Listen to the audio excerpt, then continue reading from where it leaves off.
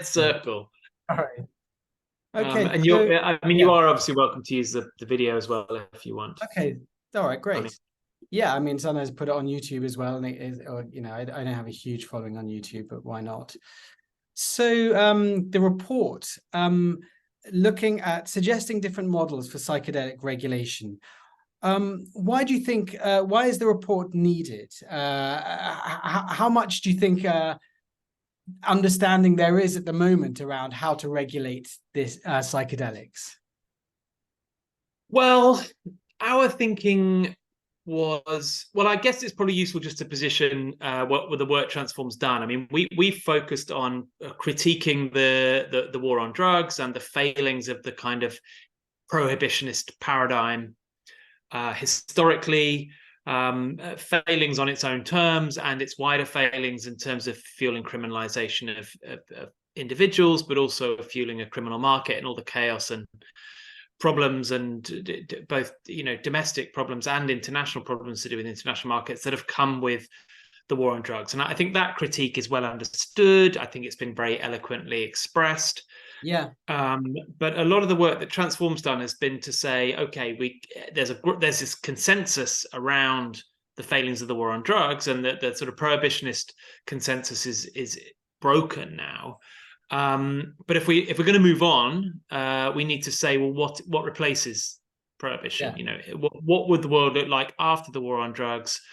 And that engages not just decriminalization of use, but how do you legally regulate the market for these drugs? Because the logical corollary of prohibition is some form of legal access and regulated markets Yeah. and use.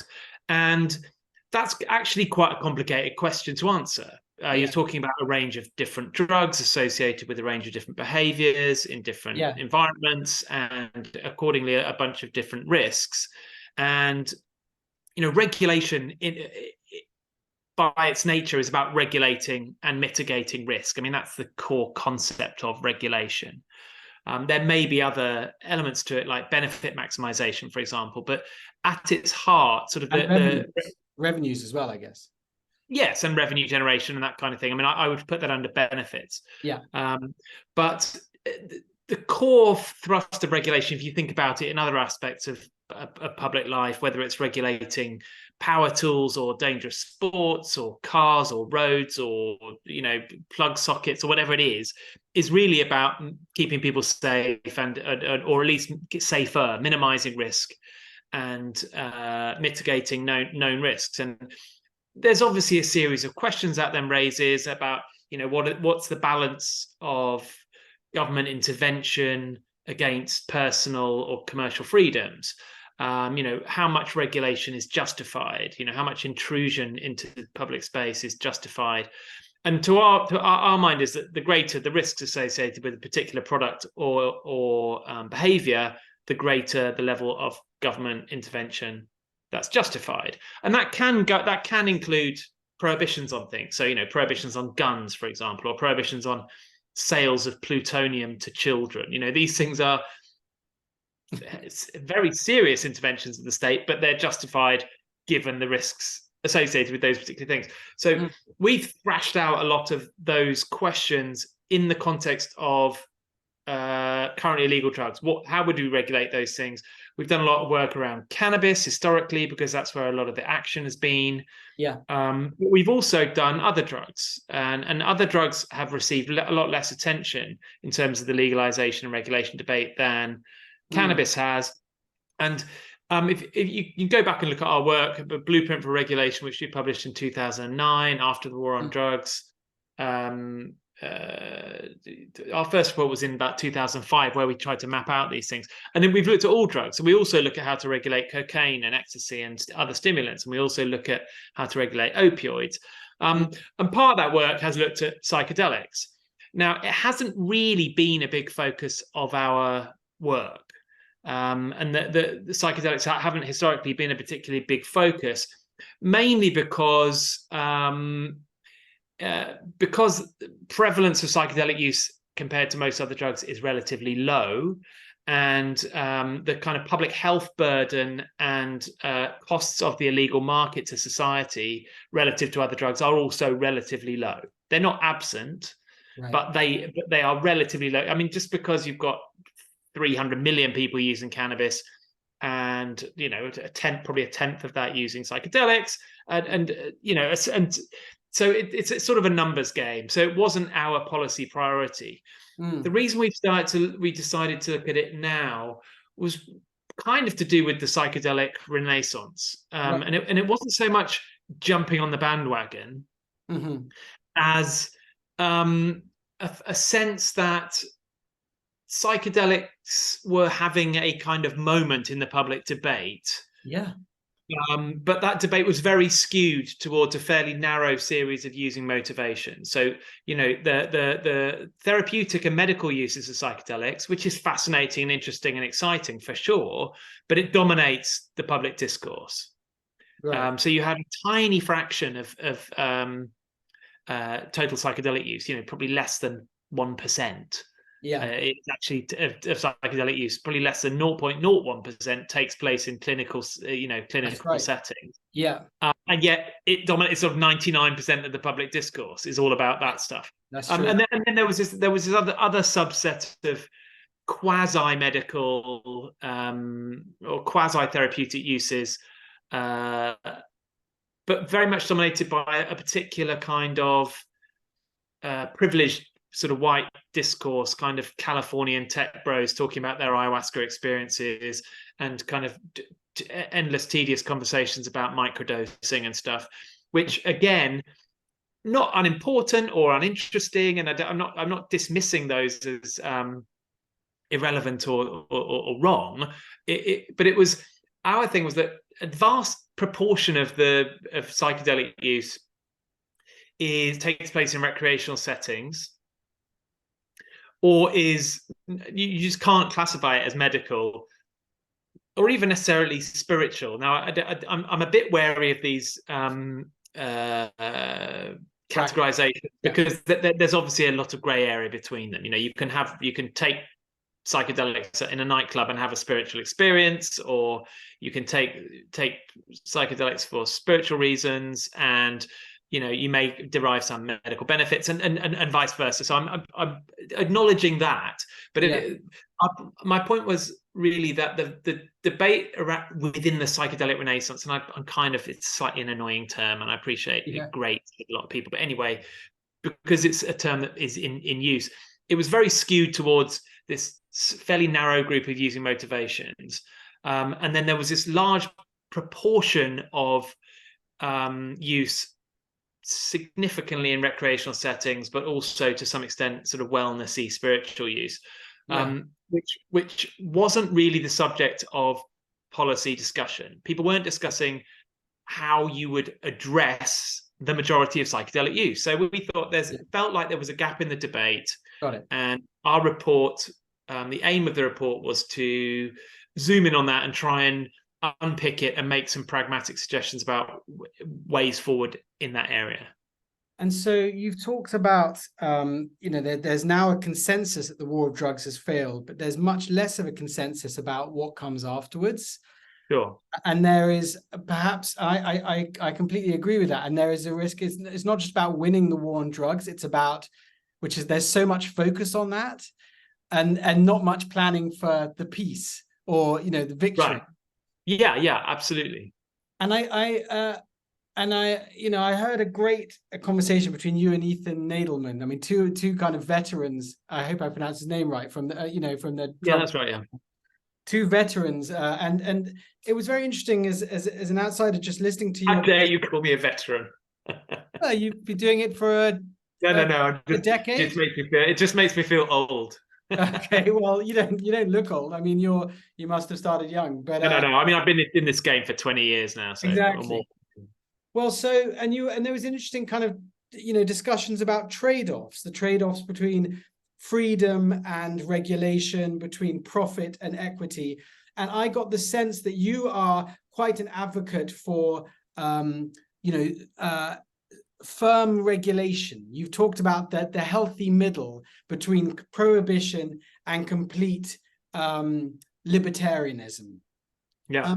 How common is that among drug policy advocates? Is there, because I mean, I Yeah, sometimes come across people from more of an anarchist or libertarian perspective, where they seem to see policing as a problem. And I remember, our friend, Danny Kushlik.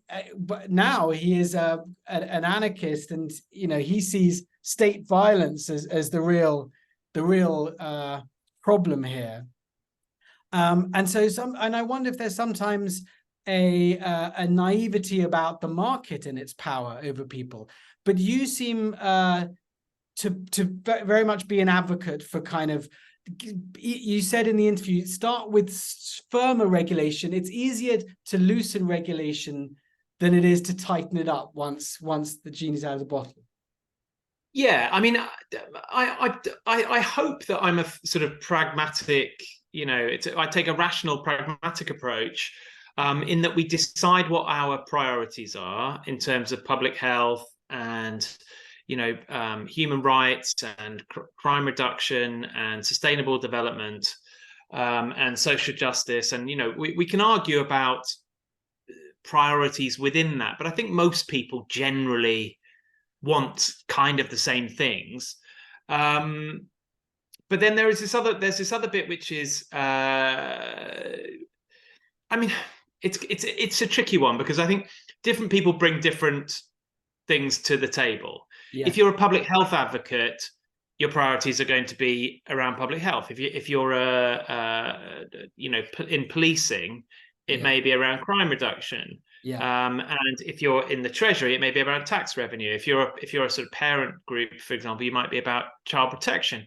Yeah. Now, if you very much put any of one of those things to the fore, your policy may end up the policies will look somewhat different. Right. And that significantly for me, I think if business and tax revenue and profits and economic activity is your priority, you will tend to get a more commercial model. And I think some of those other priorities will potentially at least suffer as a result. Right. And I'm talking about within the spectrum of legal regulatory options here. Right. And I'm, I think it's good at least that we are now having that the debate is moved from should we legalize and regulate to how we regulate properly. Right. But it is itself quite a complicated debate. I do take I hope a more pragmatic view. I empathize with and support the broad libertarian perspective, not economic libertarian, in terms of personal bodily autonomy, that we should be free to do what we want with our bodies as long as it doesn't harm others, as Ethan likes to say. Yeah. And I think the freedom of the mind is kind of the ultimate zone of freedom. I'm very much down with that, but I don't equate that with the freedom of commercial entities to make as much money as they want and ignore all the externalities. Right. Okay. And I don't agree that personal freedoms are the same as commercial or corporate freedoms. Yeah. So I have a lot less truck with.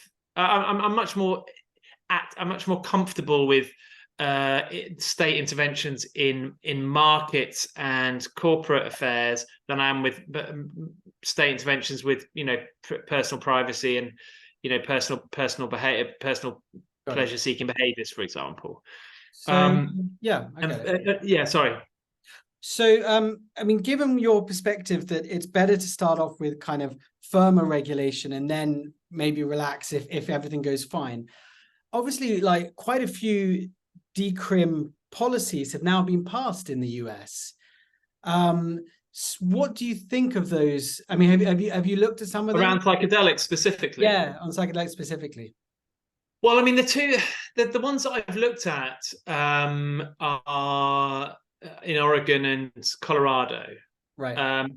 And to be honest with you, it's quite hard to make too much of a judgment call on that, because they are still being developed and implemented. I mean, I've actually not so much Oregon, although I've met some of the Oregon regulators, but I'm in dialogue with the Colorado regulators as they work through these things, and they are having these same sorts of discussions. They're like, well, because the regulation, you have to regulate production, you have to regulate the product. What packaging do they have? What dosage? What psychedelics are we even talking about? Are we all psychedelics or just a few? And if these ones, why not these ones? And if these ones, in what forms and preparations do you allow them?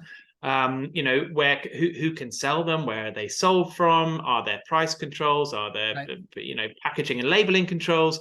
Yeah. Is there age access controls? Is there rationing quantity controls? There's actually a whole series, and this is what all Transformed boring books are about, is going through all those questions about production, products, outlets, retailers, vendors, etc., and kind of workshopping it and saying, well, what are the options here, and which do we think, given these particular environments, are going to deliver the best outcomes according to the priorities that we've established. I think Colorado, it's quite hard to say really, because they're still working through it. I mean, I think it's interesting that both Oregon and Colorado nominally were therapeutic regulation models, but I don't think, as I understand it, neither of them require a prescription or specific clinical requirements. So even though they are nominally, and at least training or medical training either.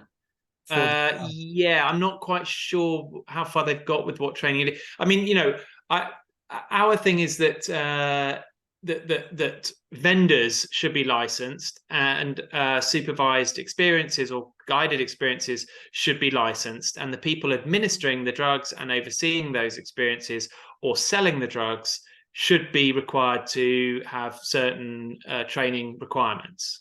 That's we see that as a baseline, and that goes. We think that for cannabis, and with the proposals we made for retailed stimulants and cannabis as well. And I think there's a good argument you should do it for alcohol actually. If you're selling a drug that can kill you or can lead to harmful behaviors, the person selling it should be able to give advice, and it should also have that advice on the packaging, whether it's alcohol, mushrooms, cannabis, MDMA, whatever. I think they're so novel, these models in there's no centers opened in Colorado yet, for example, so it's quite hard to make a judgment, evaluate whether they've got it right or not. I think they're moving in the right direction, and they've from the discussions I've had, I've been impressed that they are taking it seriously and asking the right questions and talking to the right people. Oregon, I know less about. You make very reasonable recommendations, like there should be information provided to consumers about some of the risks of psychedelics and like recommended ways of taking them, and also around kind of packaging as well. Shouldn't be like marketed to kids. It should be accurate about dose and so on. So I mean, first of all, how do we get these kind of messages out there? How public education, risk messages, how practically does one do that? You talked about maybe QR codes, maybe leaflets in kind of dispensaries. I think there's a number of different ways you can get that information. I mean, if we can just assume for the moment that there is certain information that we agree on would be sensible for people who are either using or thinking of using psychedelics should have at their disposal. Right. So stuff about the different risks, about setting, about dosage and effects, about mixing with other drugs, and stuff that we've also, I hope, set out in reasonable detail in the book. If we can agree that information on that information, how do you get it to the target populations? I think a licensed retail model is actually a good way to do that, because you can have information on the packaging, which can come in different forms. So there could be kind of banner headlines like you get on cigarettes, don't drive a tractor, if Hmm. you're doing DMT. I'm being facetious, but you know what I mean. The basic stuff. Do adult only, not for medical use. Do not use heavy machinery, or do not drive. Don't use if you're pregnant. Basic health messages can just be their banner headlines. I think you can also have inserts like you get with prescription drugs, where you can unfold the paper and there will be in small print more detailed stuff. You could also have that accessible, I think you mentioned, by a QR code off the packet, or a web address on that you could just go and visit, and it would have the requisite information there. I think the interaction with the vendor is really important, because the vendor can, I mean, as they would be licensed and required to administer a code of conduct. So they wouldn't be able to sell to you if you were intoxicated, if you were underage. They could be required to ask some basic questions like, have you used this before? And if the answer was no, then that could then trigger, well, I think it'd be important to read this leaflet, which is called "Tripping for the First Time," or No, you're absolutely right. You're absolutely right. psychedelics for novices, or they could ask, have you had any of us, perhaps a list of certain mental health issues, or is there a history of mental health issues in your family? Because we know that those are risk factors for certain negative experiences or challenging experiences or adverse effects with psychedelics. And if the answer to that was yes, they would then be also equipped to give you the requisite warnings, information, literature, or direct you to other resources. Right. They would also be able to explain, basic, like the stuff that I've mentioned. So dosage issues, using environmental issues, polydrug issues, issues of setting, and so on. So I think the interaction with the vendor is really, really important. And a third option would just be more conventional, targeted public health and harm reduction information, which could either be campaigns, or it could be targeted at places where people, there is a higher incidence of people who use psychedelics, like maybe nightclubs or festivals, or and so on. So we have mechanisms of doing these things, and we do them at least reasonably well with certain other risky products. Right. And I think we can learn from that and replicate it with psychedelics. And it's absolutely imperative. But not all psychedelic use will fit within those models. If you just decide to go and forage some magic mushrooms and eat them, or if you want to grow some, or if you your friend just gives you some, you don't come into contact with them. You don't necessarily come into contact with any of that information. So you can't legislate for all scenarios, but you can certainly do better than we do now. Decriminalization policies, which maybe make that more likely to happen, and less consequential. Like if you grow your own mushrooms, give them to others, you could then say, as part of that policy, we are going to be committed to public health messaging. I'm not sure how that would happen, like adverts on Colorado TV, or I'm not sure. It's hard. And the other thing I wonder about is support services. There will be a minority of people who get into difficulties. That's a public health cost. There's emergency ward admissions. But then there's all kinds of other things. Just people who end up with worse anxiety, worse depression. And so there's also about kind of support services, about training therapists to be aware of some of these issues. So there's that. I absolutely agree with that. The only thing I agree that those services need to be available. Because as you say, there are people who will have adverse experiences with psychedelics, and they will need support or treatment afterwards as a result of that. Yes, I think only a minority, but not negligible numbers, and we can't ignore that. The question is that going to be enabled or made more difficult by a regulated market? I mean, we're making assumptions that a regulated market would increase use and therefore increase these problems. I'm not sure that assumption is necessarily true. Psychedelic use has been rising for the last 10 years or so, maybe 15 years, and more so in the last 5 years, independently of legalization or regulation. I mean, yes, it's happening in 2 states in America, but it's not like there's any shops. But more and more people are interested in using these things, partly because of the psychedelic renaissance, and that's happening anyway. So for me, those services and the training needs of within psychiatric and mental health professions, those are there anyway, and those services need to be made available anyway, in the same way I would think that services for people who have problems with their drinking or smoking or cannabis use or anything else. So for me, those are blanket requirements regardless of the legal status. Right. I hope that a regulated market, as we've put it forward, could encourage more responsible use. It could hopefully identify some at-risk people and maybe help them avoid psychedelics so that they wouldn't be exposed to those risks. If you go into a psychedelic shop really interested in LSD and or whatever it is, and the vendor says, have you had XYZ medical issues or mental health issues, or are you on these SSRI prescription drugs or whatever it is? And you go, yes. And he goes, well, actually, probably it's not. This isn't for you at the moment. And my advice would be for you to avoid them.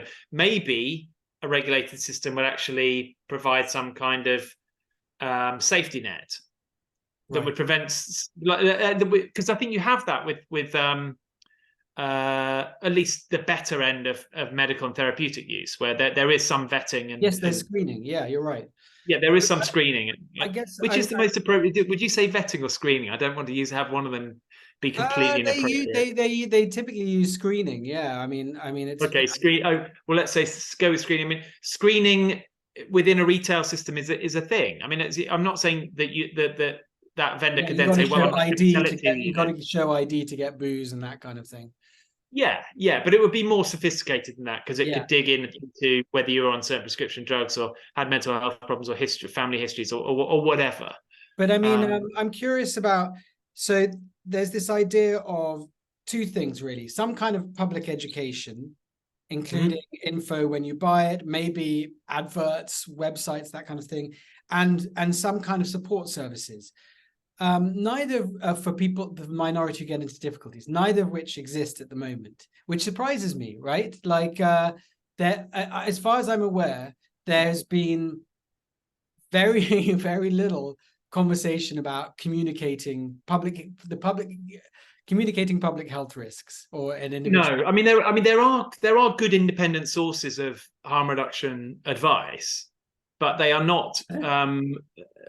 I mean, there are websites and resources and maybe there are about safer use and dosage and so on. Right. But I agree that it is inadequate, and given that use of psychedelics is rising, I think there is a need for that to be improved and enhanced and expanded, and maybe that could be at least partially funded by revenue from a legal industry, which would generate income and presumably tax and license fees. With cannabis? Yes, it has. I mean, again, my view with cannabis is that there should be effective health and harm reduction information about cannabis anyway. That should happen anyway, not just it's going to give you hyperemesis, or it's going to give you mental health problems or whatever. Don't do it. It should be, look, if you are going to use it, have days off, moderate your use, don't mix with alcohol, blah blah blah. We should have that anyway, and the legal status shouldn't really make it. Responsible harm reduction information should be there anyway, and there should be public health campaigns anyway. There has been with most of the places that have legalized, they have said we will direct some of this resources into public education campaigns and treatment services. Right, in cannabis. Now, but it varies enormously between jurisdictions. Yeah. The degree to which that is a sort of political tokenism and the degree to which it's sincere isn't always clear. But I'm also of the view that the amount of public health education shouldn't be dependent on the tax take. That it should be driven by need, not how much revenue is being generated in a legal market, because the legal market, as we know, in most places is still not 100%. It's like 30% in California, it's like 70% in Colorado, and it's about 55-60% in Canada. So there's still quite a chunk of the market is not generating any revenue. Yeah. And what do? Do you just not bother educating people who don't, what are we talking about? You don't educate people who well, it's just the governments haven't yet, and so I'm kind of wondering, Ines, where's the money for it? I'm wondering. That's the point. And then if there was like some kind of commitment from psychedelic companies, then that would at least mean there is some money for this kind of thing. Yeah, but we don't want to be relying on psychedelic companies. I mean, for me, it's a responsibility of public health institutions to do harm reduction information for everything, and that includes diet and safe sex and tightrope walking and anything really. It shouldn't be dependent on commercial activity. It shouldn't be dependent on legal status. It should be dependent on the fact people are doing risky things and they need this information to help them stay as safe as possible. And that's just a basic public health principle for me. You're right. But in that context, I do hope that responsible regulation of the market, or elements of the market, can enable better public access to public health information through some of those avenues I've outlined. One of the particular things around psychedelics, I know you're not into psychedelic exceptionalism, but one of the specific things about it is that psychedelics seem to enhance our suggestibility. Other drugs do as well, of course, alcohol, but we don't really use alcohol in kind of therapeutic contexts. So there are concerns about people being able to provide psychedelics and then take advantage of people, either sexually or financially or in some kind of power trip cult way. Yeah. I didn't see that kind of particular aspect of the risks of psychedelics really highlighted in your report. What do you? I mean, I don't think we've got to grips with it in the field yet either about this kind of, yeah. Yeah, it's a really difficult one. I mean, I don't think we've mentioned it, particularly in the context of licensed supervised experiences or guided trips, where I think a lot of the potential for exploitation has gone on. It's difficult in the context of religious use, so maybe it's sort of a separate. I mean, specifically within a religion like the Santiago Church type thing. Yeah, it's difficult to regulate because there are specific cultures and laws around intervening with religious practice. Yeah, you are absolutely right that there is huge. If people under the influence of psychedelics are potentially enormously vulnerable, and I hope we've identified that fact within the book and said that, particularly in the context of guided experiences, there has to be licensing of vendors and accountability, and they have to be able to show that they are responsible. So they could lose their license if. Well, not just lose their license. They could either be subject to fines or they could be subject to prosecution. I mean, if they're exploiting people. Yeah. How you? I mean, I don't know. I mean, I've been meaning to get a T-shirt. Been meaning to get, because there is so much evangelism around psychedelics that somehow they can, and they do have this power to turn people into real tedious windbags just going on, and people talking about their psychedelic experiences, unless they are very eloquent poets, which most people aren't, they can be incredibly boring. And people do imbue their experience with enormous spiritual significance or political significance, and feel that they can, if only everyone could experience what I experienced, then the world would be better. Maybe there's some truth in that, but it's a strange world to inhabit. Having been to the psychedelics conference in Denver, 12,000 people, You know, there was a lot of sort of hot air and nonsense there. I mean, there was a lot of brilliant stuff as well, but it was a very strange. I had a lot Yeah. of very strange conversations. I kept meaning to get a T-shirt done which says, "My friend used psychedelics and he's still a total dickhead." Just because there was just this idea that somehow if you use psychedelics then everything would be better. Whilst I think they've got enormous potential to do all kinds of interesting things, and I think they can be very positive for people, and they can potentially be very positive for communities or society. I certainly don't. You know, it's not it's not necessarily intrinsic in the psychedelics. It's very much about how it's used and in the context and so on. And yes, there's certain people can certainly be very vulnerable. I mean, that total idiot who was in January the 6th with the antlers, psychedelic. You know, Angela, he was QAnon shaman. Yeah, the QAnon shaman. Apparently, he was some psychedelics dude. I mean, you know, if your head's full of garbage, then you take psychedelics, and it will just be psychedelic garbage. Basically, yeah, right. It doesn't necessarily take a fucking broom to all that bullshit. Right, you're quite right.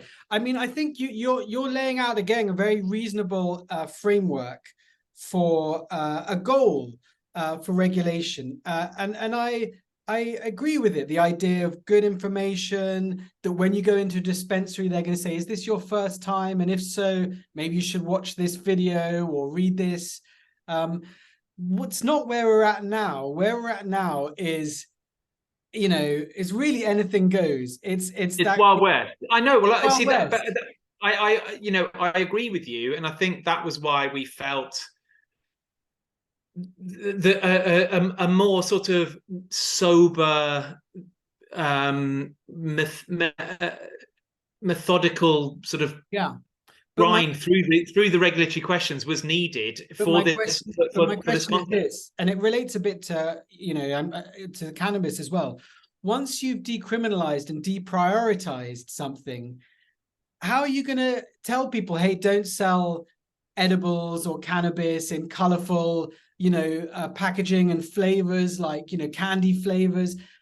You know, do provide information. I mean, because, you know, these dispensaries, most of which are just on Instagram, are going to say, yeah, thanks. You know, like they're I mean, you have to have licensed sales structures, and then you have to enforce them. So if you have licensed sales, and then someone does start selling something unlicensed in reckless ways, there has to be some enforcement sanction.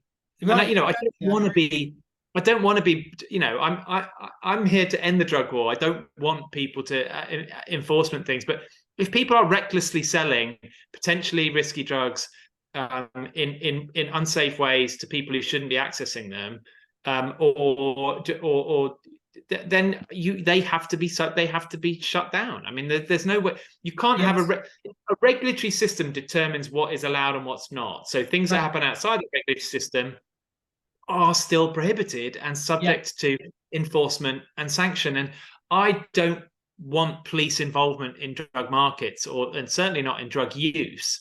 But it's like, if you open a pub and just start selling, or a bank, cocktails to kids or to anyone without a license, you will get shut down and fined. And it's like, I don't think people would think that's an unreasonable thing. If I start selling cigarettes to under 18s, I would be sanctioned. I'd be subject to enforcement, and I don't think people think it's unreasonable. So if you have some people seem to think that is unreasonable with drugs. That is that right? Am I misperceiving? No, I think it's I don't think it's unreasonable for psychedelics either. You establish a regulatory framework, and if people act outside it, they would need to be subject to enforcement and sanction. But did you see otherwise that regulatory system doesn't function? But I mean, to look at the cannabis market, I read a piece, as you know, again, as an outsider educating myself about this topic. I read a piece by Michael Bloomberg saying that decriminalization was not working in New York because they've decriminalized it, but they've also not enforcing they've introduced regulation, but the police aren't enforcing it. Right. So So what? you have So, all these smoke shops that are basically illegal smoke shops who are not caring about selling to teenagers and so on. right. So what happened in New York was that there was an agreement. The law that passed was in many ways, I think, a really good one. But when you pass a law, it then takes a period of time to in Colorado it was a couple of years, in Canada it was like 3 years, in Uruguay it's like nearly 5 years in Uruguay, during which time you thrash out the detail of the regulatory framework and you establish the institutions that can then, and you have to recruit people, you have to set up computer systems, you have to set up licensing systems, so that you can issue licenses, so that you have an inspectorate, so that you have, there's a lot, that the cannabis regulatory agency in Canada, Health Canada, is 4,000 people. These are big. The cannabis. Cannabis regulates 4,000 Wow. people in Health Canada. So So it's about these are 10 for psychedelics. big, these are big regulatory agencies, and they have a complex array of licensing, vetting, product controls, product testing, inspections. It's actually really, really complicated, and it takes time. So what happened in New York was the law passed, but then it was I think around 2 years before the first licensed shops were open last November. So they finally issued, I think, 10 or 30 licenses, and it was cool. They were all to equity candidates. So these were to non-profits and people from equity candidates from impacted communities. And so there was a lot of cool stuff around the New York regulatory cannabis legalization law. But the problem was, in that 2 years, there was kind of a Wild West where people were just going, well, cannabis is legal now, I can just start selling it.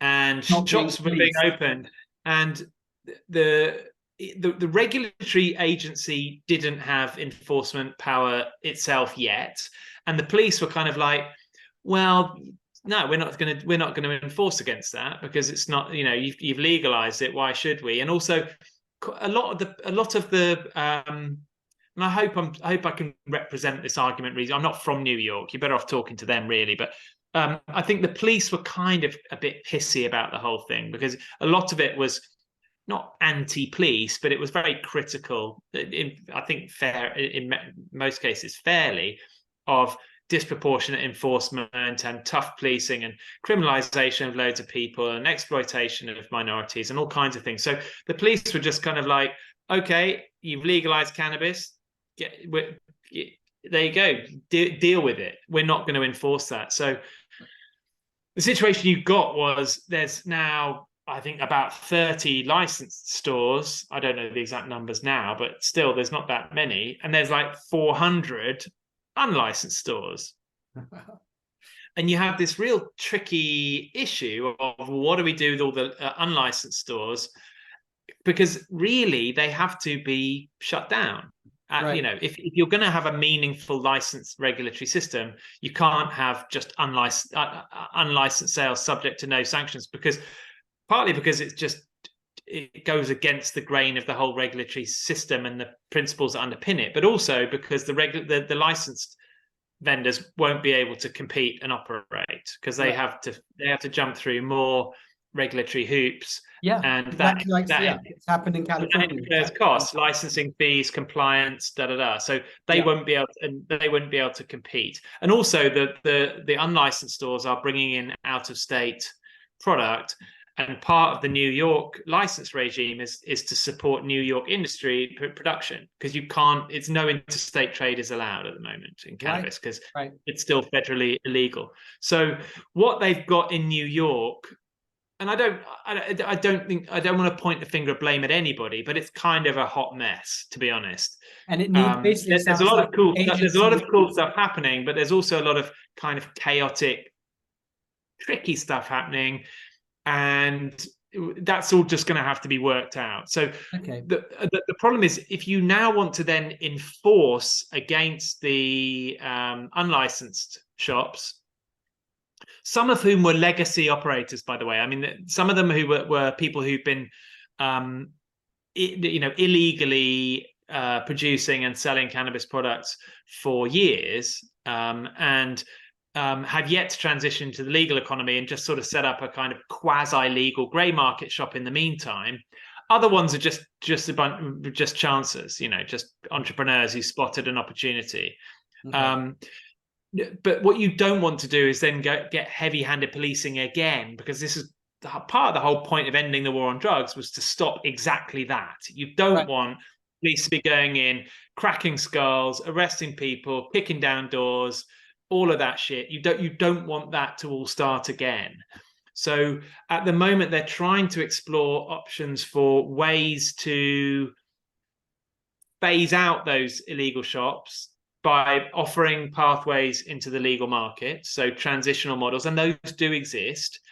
They won't work for everybody. Some people are just going to have to shut up shop, but if they do, they're trying to encourage them to do it of their own volition, rather than having, bailiffs or police go in and smash the place up. It's a bit of a mess. But I think that, the good thing to come out of that is that there's a lesson there, which is you need to manage that transition better.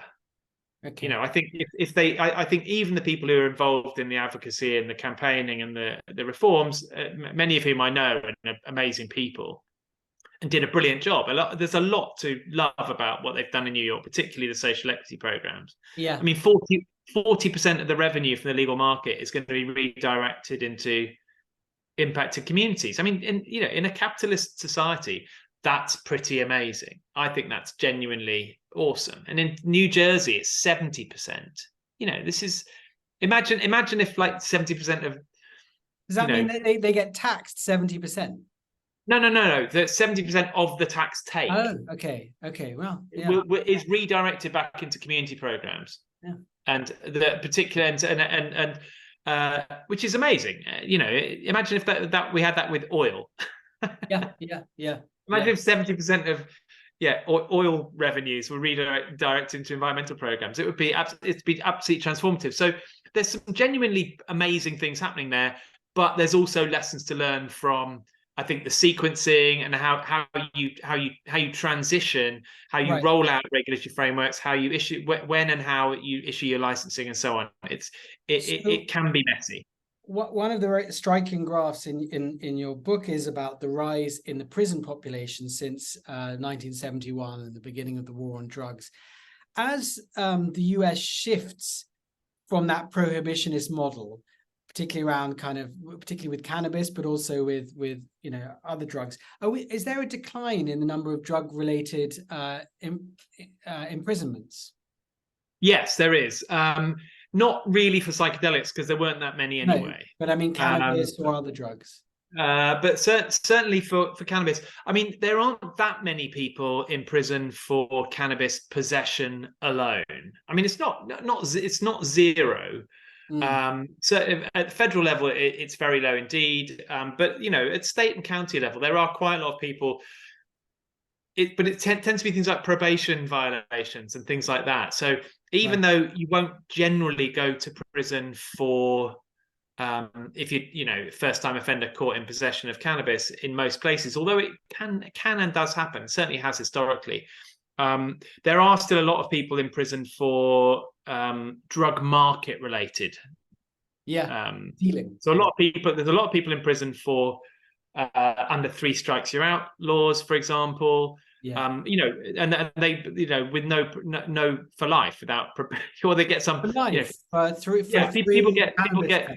People get ridiculous sentences for a joint because it is their 3rd offence, and there's a mandatory 3 strikes you're out type sentence. And is that changing? Sorry, is that changing? Well, I mean, this is stuff that happens on state level, so it is sort of changing on a state by state level, partly because of cannabis laws are changing, but cannabis sales is still people. But it's not just prison isn't the only issue. A criminal record, even if you go to a drug court and don't actually end up in jail, or even if you get a ticket, it still can be on your record and still can follow you around, and that can have impacts on employment and travel and personal finance and housing and relationships, all kinds of things. The stigma that comes with a criminal record. I think hopefully we've passed the high tide mark with that, and there's a general acceptance that criminalizing people who use drugs purely for their choice to use and personal possession is completely stupid and counterproductive. It's expensive to enforce. It causes far more harm than it stops. In fact, and there's not really any evidence that it deters use.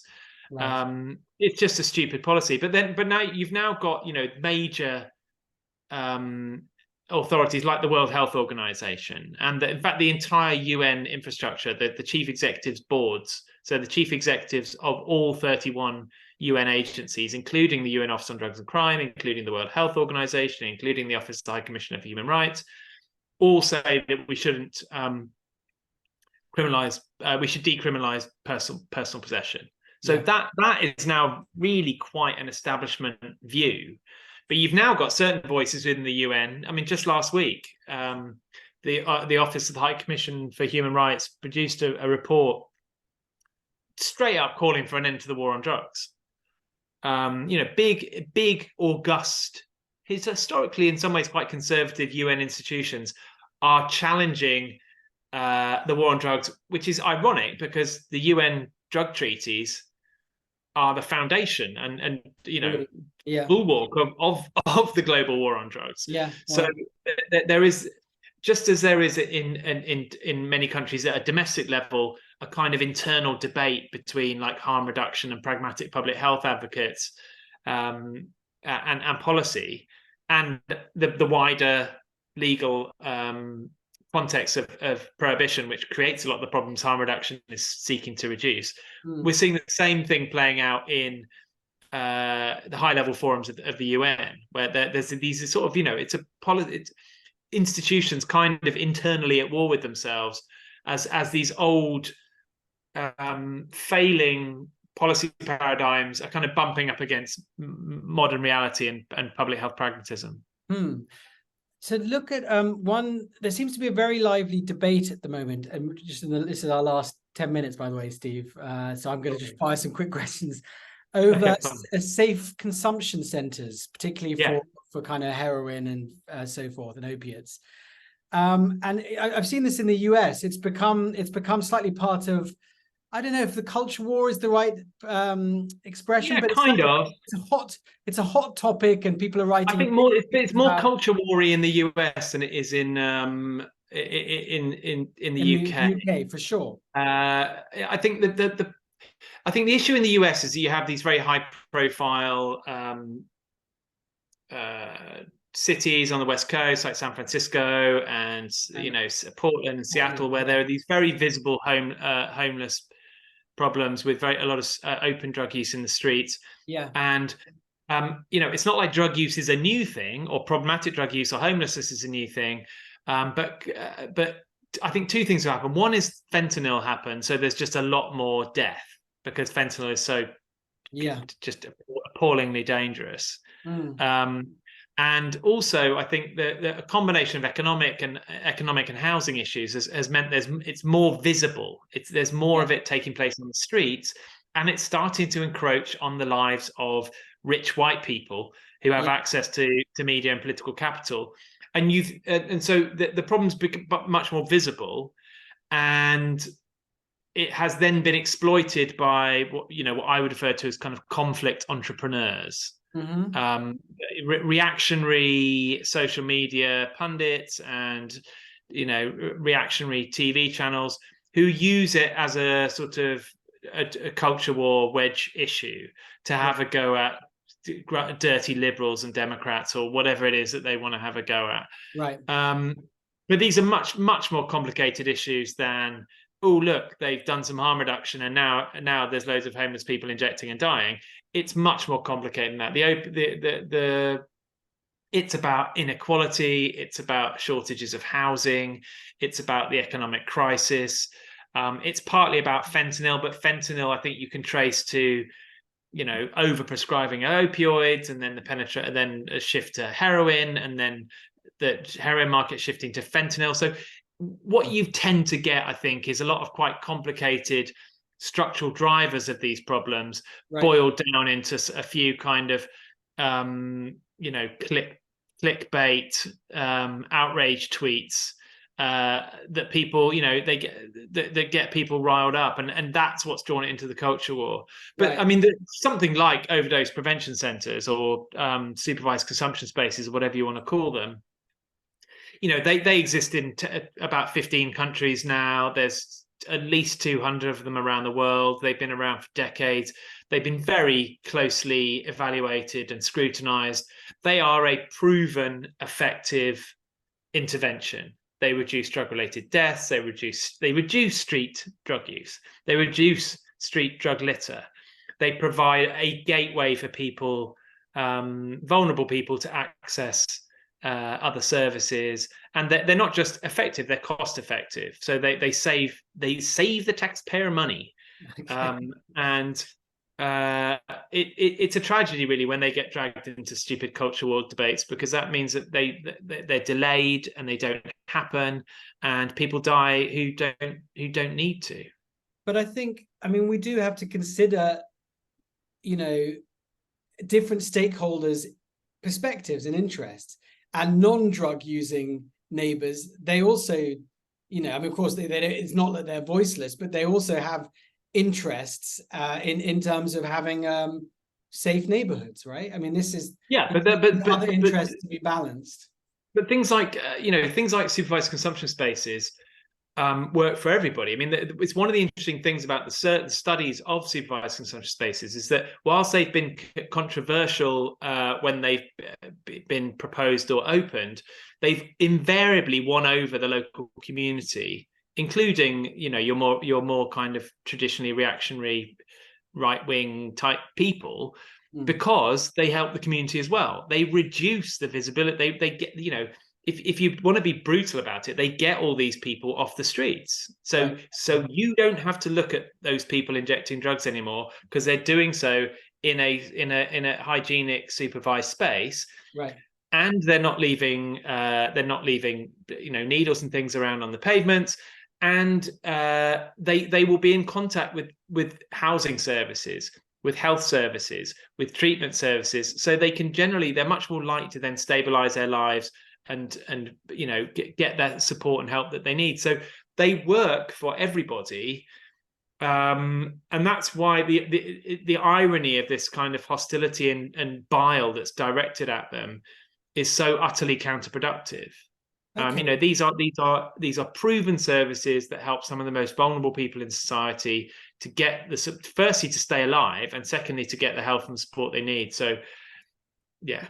Let me ask you just a last question, and we've only got a few minutes, but I live in Latin America, where the cartels seem to be getting more powerful. They just assassinated a political candidate in Ecuador. I live in Costa Rica, where I see, they're having the worst year of violence ever. Can you envisage a post-cartel future for Latin America? I think post-cartel is probably optimistic. I can envisage a future where the vast profits that are being made from the illegal drugs trade, whether it's production or trafficking, are progressively eroded over a period of time, and with that, some of the power and related problems of organized crime groups would also diminish. But I mean, the war on drugs has been with us for some generations now, and I think it's going to take at least a generation to sort of unpick it.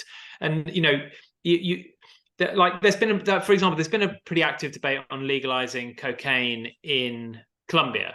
And I've been involved with that. Transform's been involved in that. We've written a book. It's been translated and republished in Spanish in Colombia, and worked on a bill that in Colombia that was made it to the Senate. That was to regulate the coca leaf market, but also to have a kind of pilot for actual cocaine regulation for non-medical use. So there is a debate happening there, but that would only be within Colombia. And of course, less than 1% of the cocaine made in Colombia stays there. It's all exported, mostly to North America, but some of it goes to Brazil and places. And of that 1% that would have been in Colombia, only about probably 1% of that would have been covered by this pilot project proposed in this bill. So no one was suggesting that the legalization bill for cocaine in Colombia was going to stop the cartels. Right.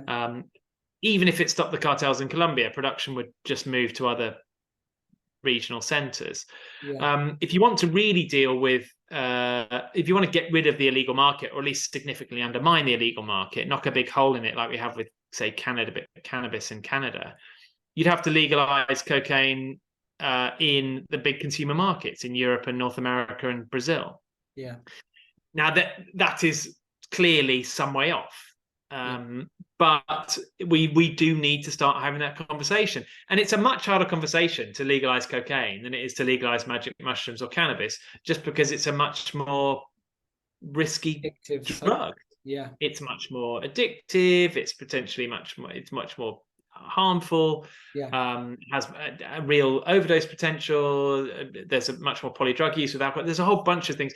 So it's a much more difficult regulatory challenge, but that doesn't mean you can just ignore it, because you either regulate the cocaine market or you leave it in the hands of cartels.